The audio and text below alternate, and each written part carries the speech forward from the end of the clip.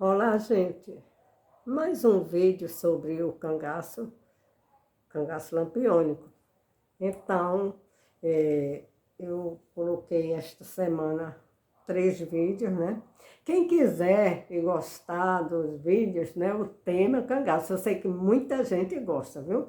Porque tem canal aí que bomba de gente que segue, né? Agora também, é claro, depende da linha de cada um. Eu gostaria de esclarecer o seguinte, que, mais uma vez, eu nunca tive interesse nenhum de falar sobre cangaço, né? Muito embora, repito, nossa família é toda de volantes, soldados volantes que perseguiram o Virgulino Ferreira da Silva, vulgo Lampião. E foi através de Paulo Gastão que ele me chamou. Ah, você tem que escrever alguma coisa sobre o cangaço, porque você tem muita história, a sua família tem muita história. Na verdade, temos sim muita história.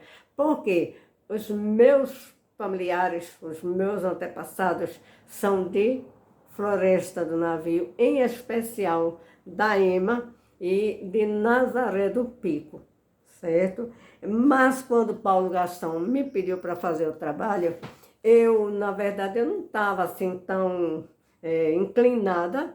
Aí, o que é que eu fiz? Eu fiz um conto, né? Até por sinal, uma pessoa aí faz uma resenha tudinho. Na verdade, esse conto, gente, eu falei sobre a Casa de Pedras. Isso aqui é a Casa de Pedras, que fica no município de Vila Bela, Serra Talhada. Essa casa é toda de pedras aqui, ó.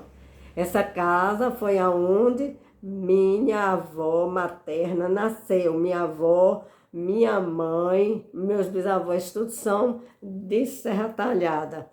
E então, por que a ligação dos nazarenos com a minha mãe, com Vila Bela?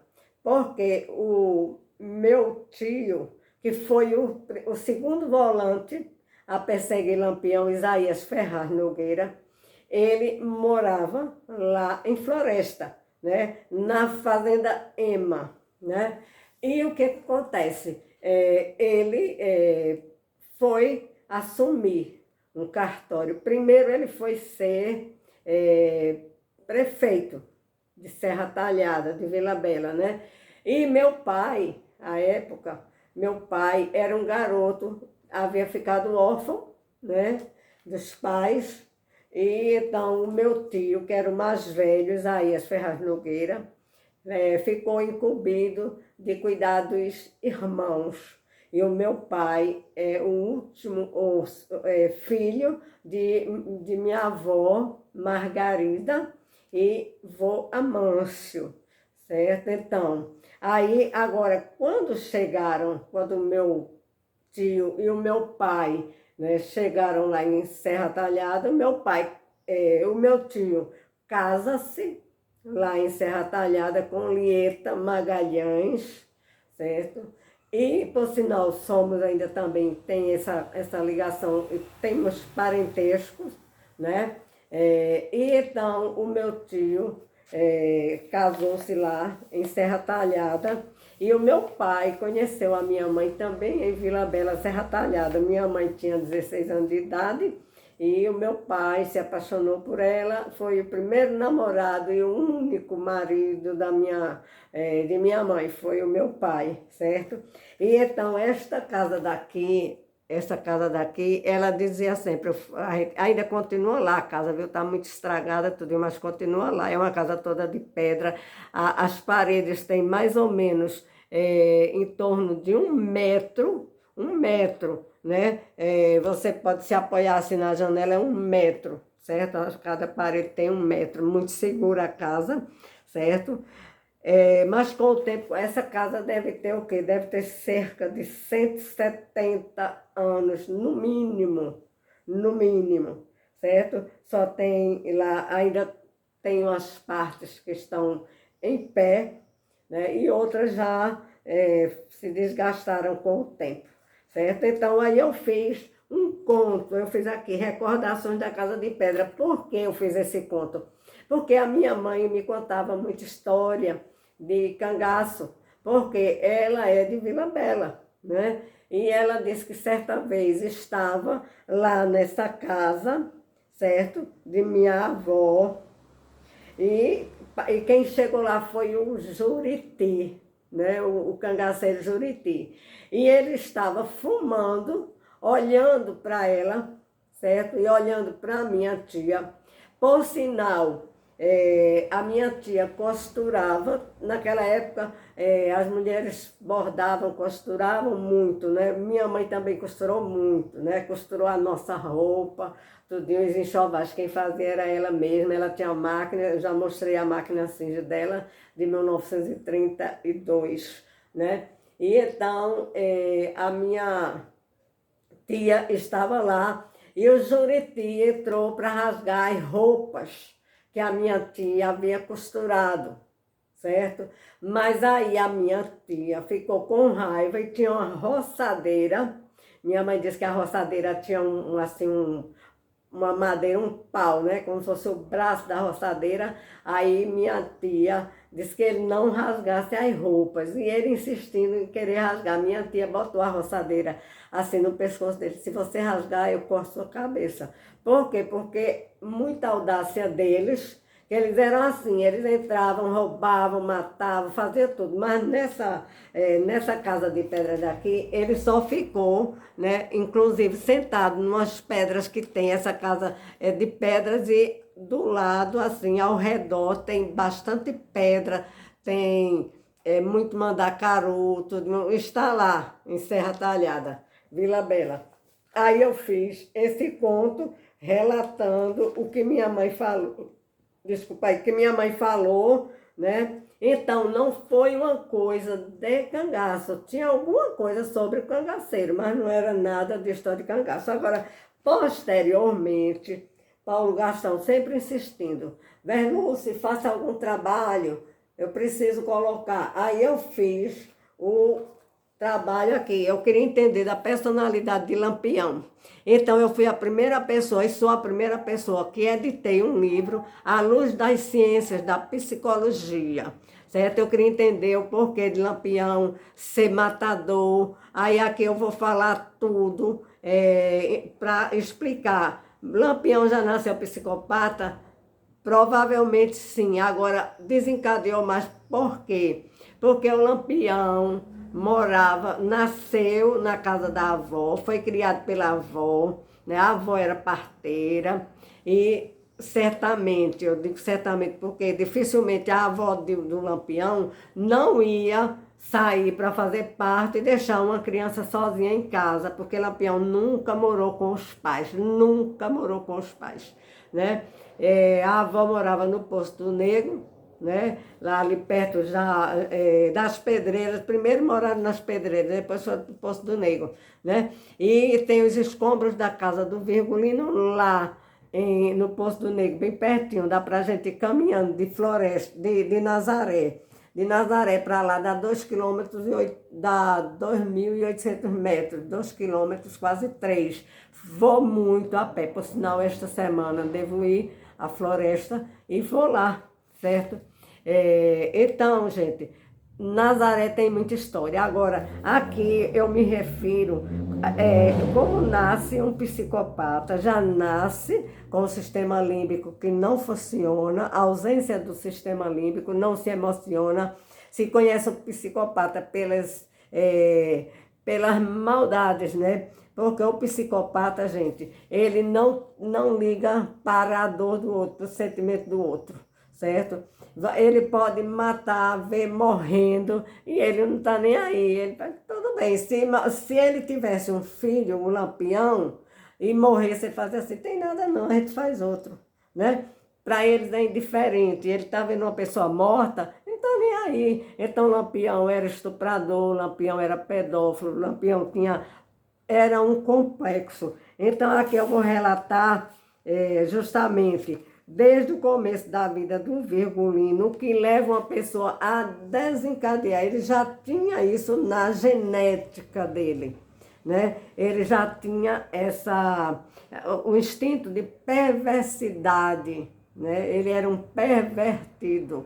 Então, aqui eu vou relatando, vou fazendo tudinho, porque o Lampião tinha também, ele tinha esses gostos aí de andar se enfeitando tudinho, porque ele era muito feminino, né? E naquela época o homem não usava isso não, hoje já até mudou, claro, né? Mas naquela época não, e Lampião era um revoltado, porque ele era gay, a mãe devia ficar encobrindo que a mãe era uma pessoa cheia de problema, porque ela foi estuprada, né? Ela teve um filho, que era o primeiro filho da Zulema, não é irmão por parte de pai do Virgulino. José Ferreira da Silva não é, certo? Então, e aqui eu tenho as provas, porque temos os livros das pessoas de lá de Nazaré que falam isso, e todo mundo que conheceu lá, todo mundo que eu digo de Nazaré, todos conheciam o Virgulino, que ele era malfeitor, ele chegava na feira de lá de Nazaré, ele pegava o animal, os animais, o cavalo, e ele jogava em cima das panelas de barro. Naquele tempo, gente, o pessoal usava, era panela de barro mesmo, certo? Ele estragava tudo, ele incendiava a casa, tocava fogo nas pessoas, nos animais. Ele não ficou cangaceiro depois de muito tempo, não. Não, ele já era perigoso, ele já brigou com... ele brigou com como é que se chama o nome dele aqui? Deixa eu ver se eu encontro. O tio de Saturnino, José Alves Sobrinho. Ele brigou com o tio dele, certo?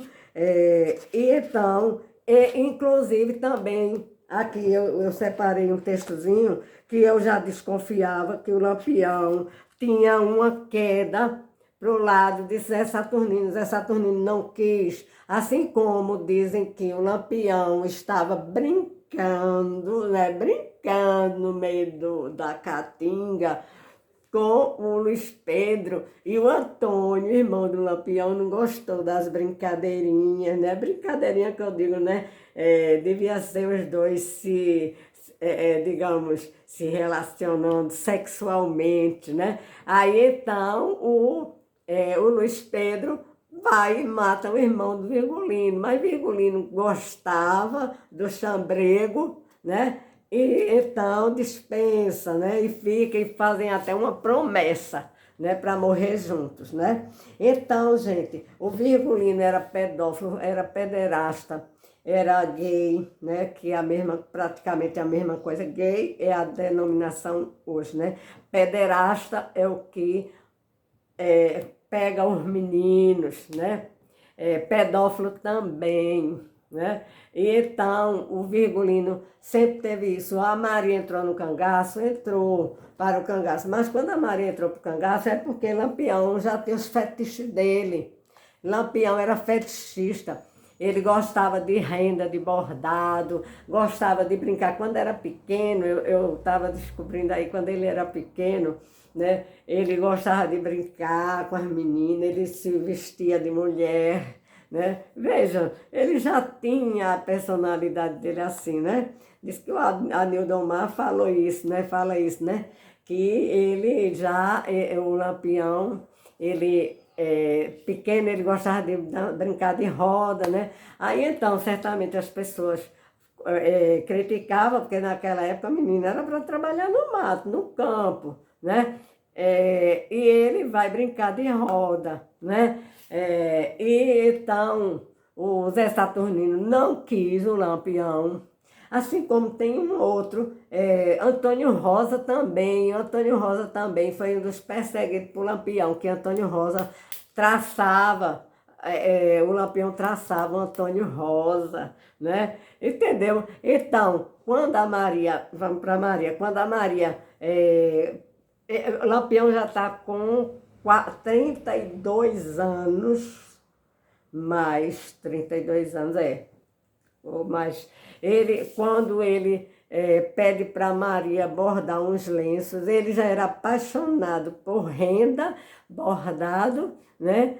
E quando a Maria diz que sabe bordar, aí ele deixa uns lenços para Maria bordar, e era o fetiche de Lampião, era renda, era bordada, era sutiã, era calçola de mulher, né? Não era, eu durmo de cueca, eu dormia de cueca, o quê? Ele dormia era nu de calcinha, né? Aí então o Lampião era essa figura. Aí ninguém quer que diga, pois eu digo, né?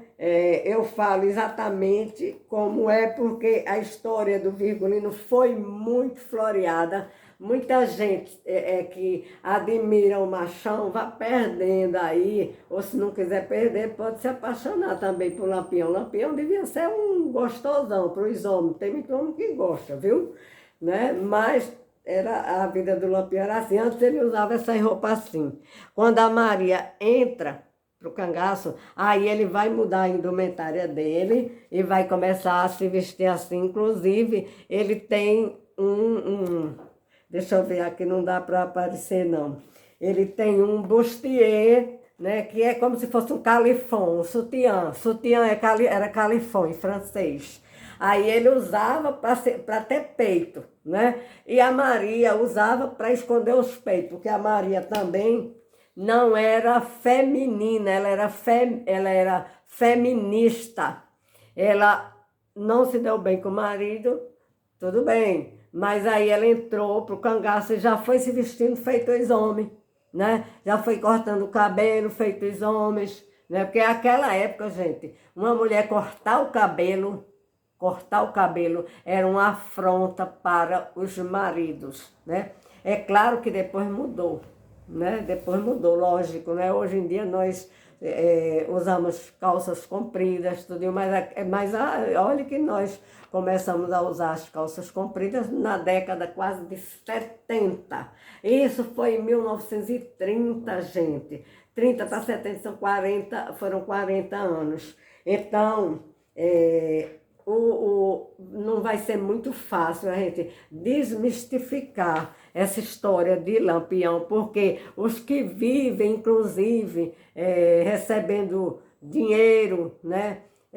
Recebem dinheiro do YouTube, do Facebook, tudinho, aí não gostam, né? Mas, de toda forma, a história, nós, nazarenos, vamos passar a história a limpo. Muita coisa que foi dita a respeito do Virgulino, porque o Virgulino era aquele machão, não era não.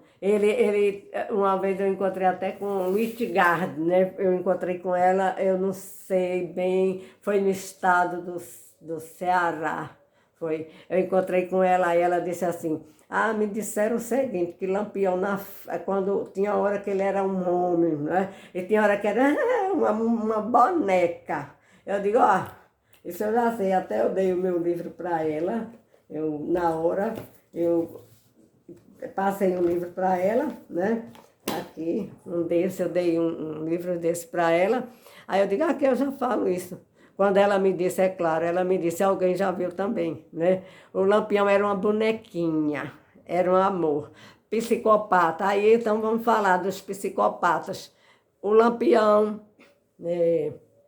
a Dadá, inclusive disseram o seguinte, eu vi num canal aí do Aderbal, porque ele gosta de me rebater, né? Aí eu disse que o Lampião era psicopata. Aí ele disse, psicopata só age sozinho e age escondida. Não é verdade, não é verdade. Os psicopatas, inclusive Susana von Richthofen, ela contratou 2 pessoas para matar o pai e a mãe dela, né? E ela ficou na sala, então não só age sozinho não, age também em bando, em grupo. Tem muita gente aí psicopata que a gente não pode falar. Inclusive na política, eu tenho visto muitos psicopatas, né? Mas a gente não pode falar. E tem uns que fazem e passa e depois eles querem assim colocar a culpa nos outros, né? A gente está vendo aí o caso, digamos, vou citar, da Marielle, que ficou escondido, né? E quem mandou matar Marielle, né? Marielle Franco, quem mandou? Lógico que foi, desculpa, alguém que não queria aparecer, que pagou e matou. E tem muita gente que faz isso, tá? Não deixa de ser psicopata também. Agora tem os que executam. E o Lampião era de executar, inclusive porque ele era serial killer.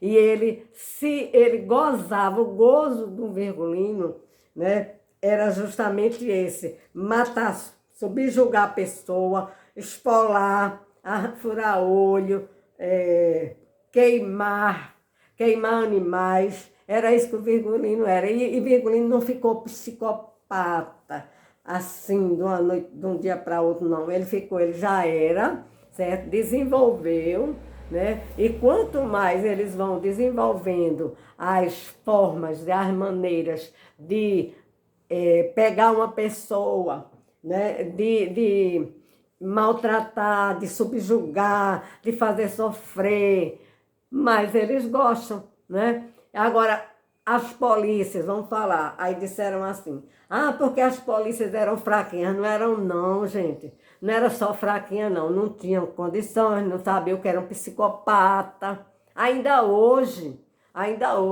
tem aí os crimes bárbaros que as polícias não resolvem. Não resolve ainda hoje, com avião, drone, com polícias, né, especializadas, polícias técnicas, né, e não conseguem pegar os psicopatas, porque quanto tempo passaram para descobrir quem foi que mandou matar Marielle? Quanto tempo, né? Quanto tempo passaram para descobrir, para pegar o Lázaro, aquele Lázaro que também era da Bahia, né? Da terra da Dadá, da família da Dadá. Quanto tempo?